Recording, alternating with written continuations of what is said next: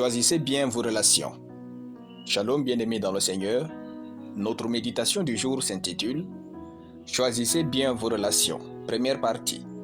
Nous tirons notre texte dans Proverbes chapitre 13, le verset 20, qui nous dit ceci. « Celui qui fréquente les sages devient sage, mais celui qui se plaît avec les insensés s'en trouve mal. » Alléluia. Les relations que vous entretenez définissent la personne que vous devenez dans la vie. Dieu nous impose rarement des relations. Il met à notre disposition le discernement, la sagesse et le libre arbitre pour les choisir et les garder. Nous ne parlons pas de relations sentimentales dans cette méditation, car les relations sentimentales sont les relations les plus fragiles pour notre destinée. C'est pour cela que les gens se marient non à cause des sentiments, mais en prenant des décisions logiques et sincères de bien vivre ensemble. Dans cette méditation, il s'agit des relations, des fréquentations qui, d'une manière ou d'une autre, ont de l'impact sur nous et notre destinée. Pourquoi choisir de bonnes relations? 1. Nos relations sont plus puissantes que nos talents. Dès que vous avez une mauvaise relation dans votre vie, votre talent est occulté et ne peut pas vous faire réussir. Il est écrit « Les mauvaises compagnies corrompent les bonnes mœurs » 1 Corinthiens chapitre 15, le verset 33. Il est donc clair que, même si vous avez de bonnes mœurs, le plus grand dépôt divin en vous, les mauvaises relations, c'est-à-dire les compagnies, ont plus de puissance pour les détruire. Vos relations ont plus de l'impact que tous vos talents réunis. Notre texte dit « Celui qui fréquente des sages devient sage ».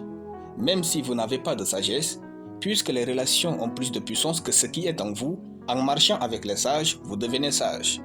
Ne vous y trompez pas. Choisissez bien vos relations. Vous êtes leur image. 2. Qui que l'on soit, nous avons tous besoin de quelqu'un d'autre pour réussir.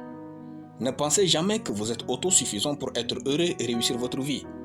Josué avait besoin de Moïse pour devenir un grand et réussir. Ruth avait besoin de Naomi pour obtenir le mariage. Élisée avait besoin d'Élie pour avoir un manteau de prophète en plus d'être appelé au ministère. David avait besoin de Jonathan pour survivre de la mort et devenir le roi d'Israël. Même notre Seigneur Jésus avait besoin de Jean-Baptiste pour le présenter à Israël. Vous ne pouvez pas être seul et réussir votre vie, c'est impossible. Choisissez bien vos relations. Personne n'est totalement seul dans ce monde et si souvent vous vous sentez seul, c'est parce que vous êtes entouré de mauvaises personnes ou de personnes qui ne vous sont pas destinées. Priez Dieu d'avoir de bonnes relations.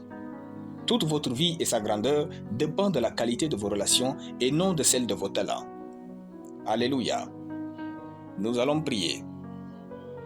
Merci tendre Père pour ta parole dans mon esprit. Je confesse que Dieu me fait choisir de bonnes relations qui me font vivre une bonne vie au nom de Jésus. Amen. La lecture biblique en une année, tout le livre de Sophonie. Soyez bénis, c'était le pain du ciel.